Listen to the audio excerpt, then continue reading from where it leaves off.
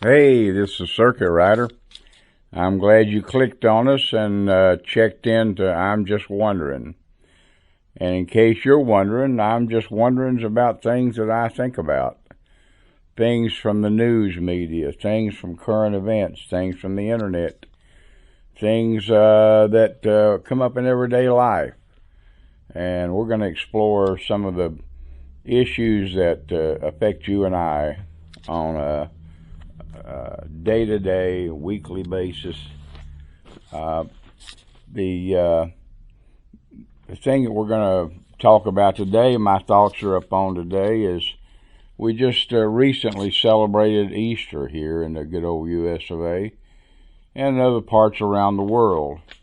And I got to thinking about all the ways that Easter is celebrated, all the components of it. Obviously, here in the United States and in other parts of the world, Easter is a holy day for the church, for those who embrace Christianity and believe in the resurrection of Jesus Christ. And Easter is one of the holiest days of the year because it celebrates the resurrection of Christ. But you may not have thought about it, maybe you already know about this, but there are a lot of other traditions, some that go back to the beginning of civilization, that we still make part of. Many do, I don't say all, make part of the celebration of Easter. And you may have seen children running around with little baskets collecting plastic or real Easter eggs. You may have seen the stores when you went in with Easter items, so to speak. Maybe you've had the opportunity to chomp down on a delicious chocolate Easter bunny's ear. When I was a kid, my brothers and my mom would make Easter baskets for us, and she was a believer. She went to church and took us to church when we were little. But she would make Easter was a big deal, not only because the celebration of the resurrection of Jesus Christ, but she'd fix up, and she had a very limited income, and won't get into the whole story, but I had a stepfather that was incarcerated for many years of our teenage years, of my brother and I. And Mom had to kind of make the living for the family.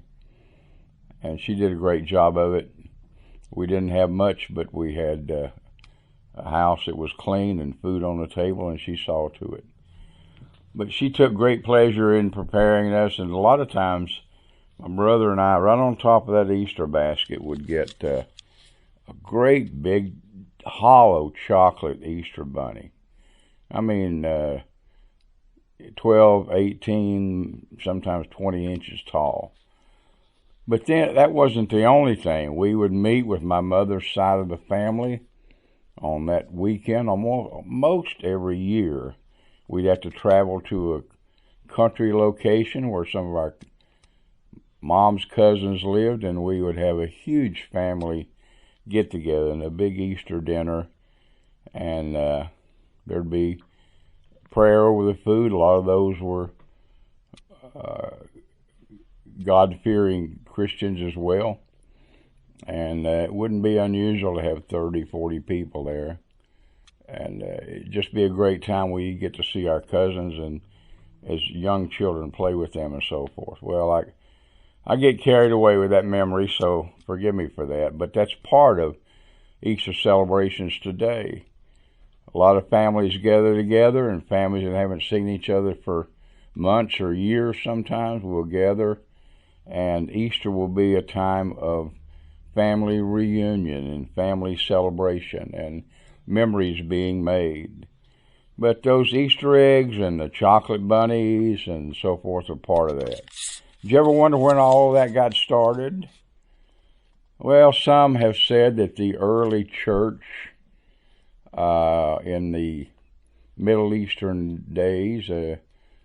When the church got started, obviously around 30 A.D., and 2,000 years ago by our calendars today.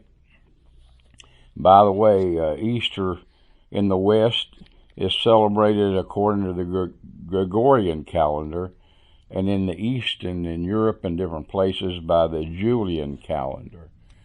So the dates are a little different in some of the Eastern Orthodox churches, and it's not the same date. We'll get to how that date came about, but let's talk about some of the ancient pagan religions. I've studied these through the years, and not laboriously. I'm not a doctor, a scientist, a philosopher, software engineer. I'm just the average Joe that's lived what I consider a pretty blessed life and had a lot of opportunity to go a lot of places and do a lot of things. But over the years, in my Christian belief, I've studied some of the pagan doctrines as well, some of the pagan beliefs. And the origins of Easter eggs and rabbits can go back to some of the Fertile Crescent, Mesopotamia, one of the first organized civilizations in the world in the Sumer region, and which was down in the southern end of Iraq, below Babylon. The Babylonians had an Easter egg. In fact, you wouldn't believe it, but the Egyptians and Babylonians were using colored Easter eggs thousands of years ago. And the Babylonians believed that a giant egg, this is one of their beliefs, fell from the sky to the Euphrates River and hatched out the goddess Semiramis. Others in Mesopotamia believed that the Phoenicians, I think, believed that the changes of spring, the vernal equinox in the spring, and then the seasons whereby the spring was a fertile and productive season, the fall was a season of dying and death, and they equated that to mythical gods and goddesses. There was one story in that region about Tammuz, or Dumunu, or Dumuni, and who was Tammuz, and Iana, who became the goddess Ishtar. And they went into the underworld when Tammuz died. Dumudi died, and Iana followed him into the underworld and was captured by the gods of the underworld and stripped naked of all her clothes, and all the possessions were taken, and she was hung up and put on display. And she took away from the world water and sunlight so that things could not grow. That's why they believed in the seasons of the dead, that the fall of the year. And so, make a long story short, she spent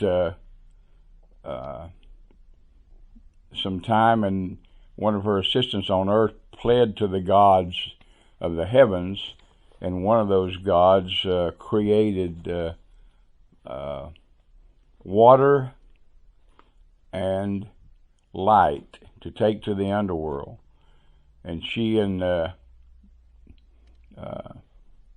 Tammuz, Dumudi, were allowed 6 months of sun and water on the earth, and then they had to go back to the underworld for 6 months, and that cycle was repeated by a beast that brought water to the underworld in the time of the spring. So the cycles of the seasons found gave birth to some of these myths, and of course, and there was an egg related with it, just as there was in the Babylonian culture. The Egyptians thought that the world was an egg, and this is some of the stories that I've read from the internet and from people who have studied this about ancient myths and origins and different pagan practices.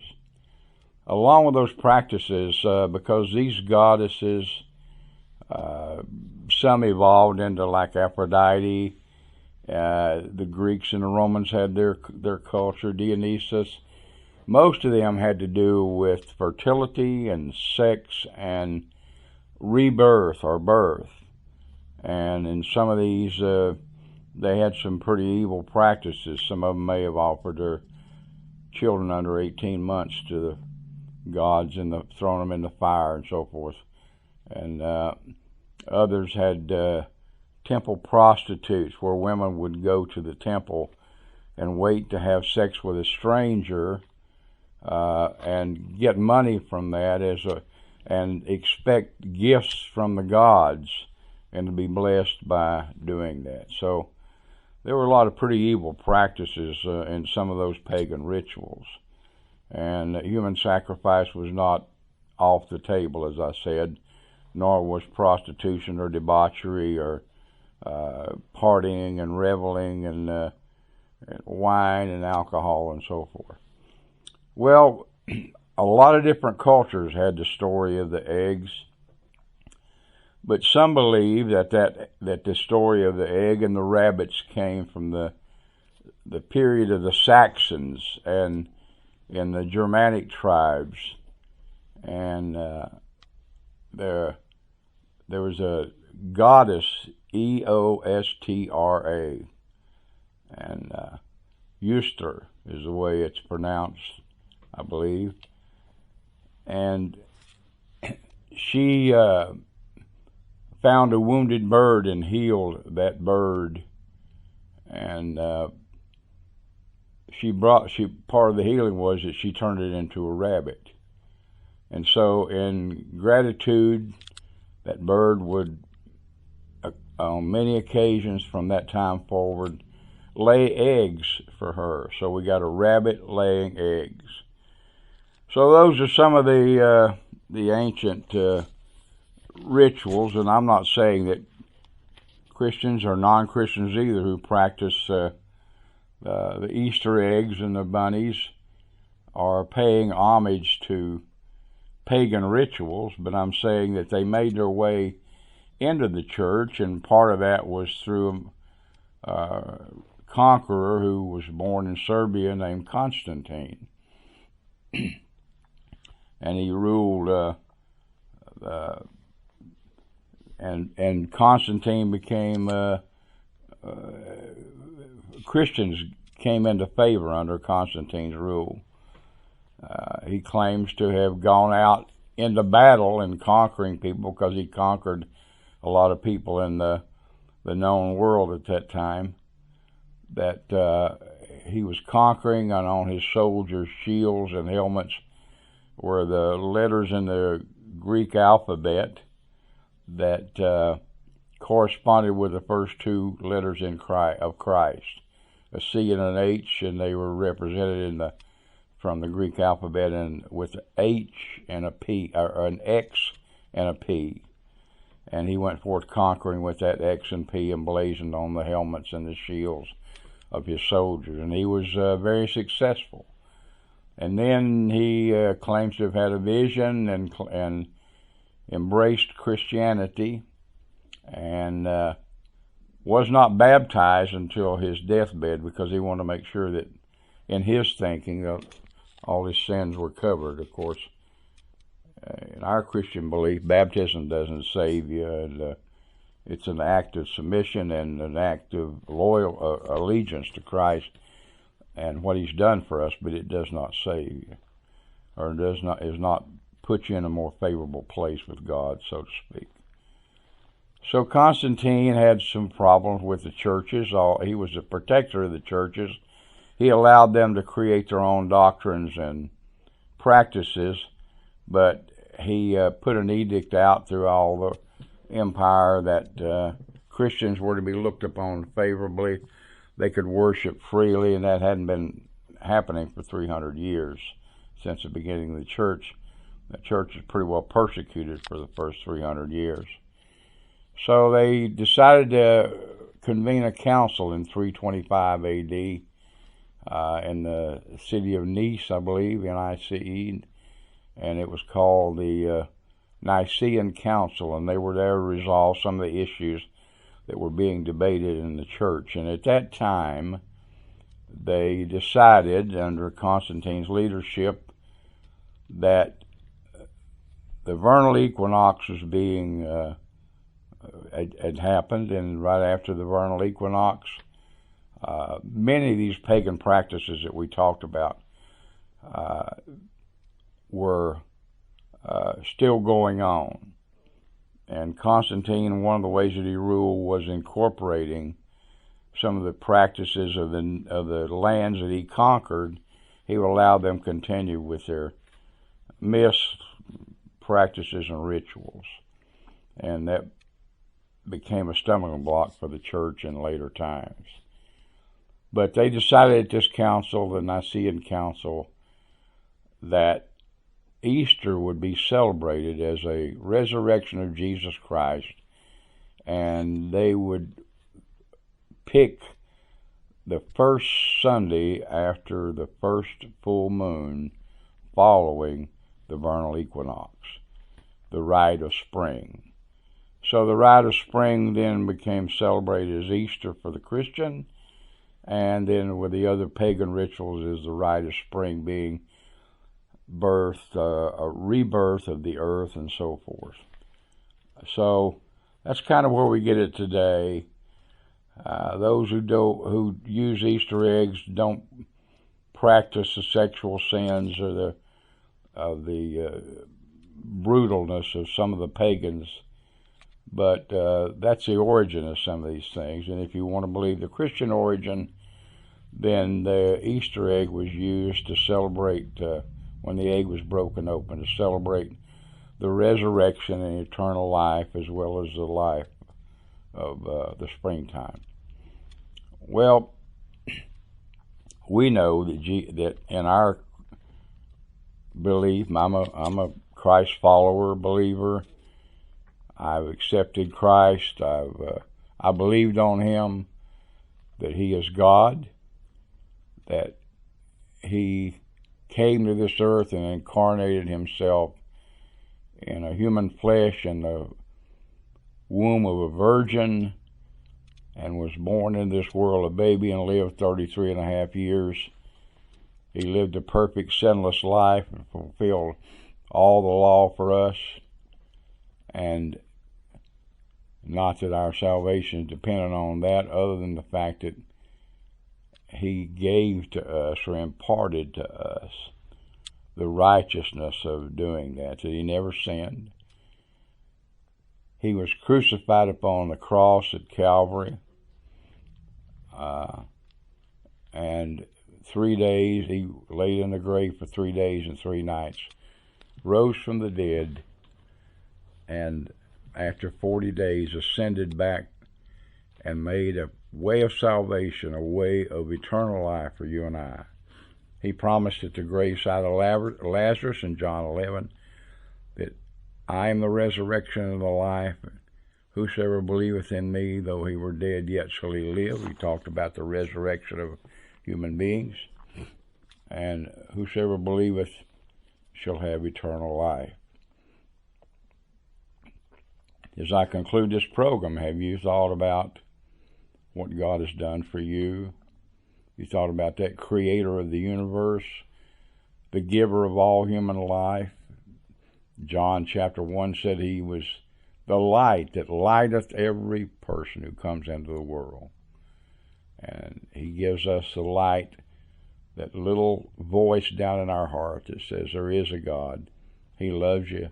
He's paid the price. And would you believe on Him and what He's done, His finished work? And if you do, then He will accept you and will give you eternal life. Well, it's time to go. God bless you, and have a great week, and look in on us again. Like the program if you would. That'll help us out a bit. Don't have anything to sell. Don't have anything to give away. Just don't have it's just me, just a circuit rider trying to share with you some of the things of life. God bless you.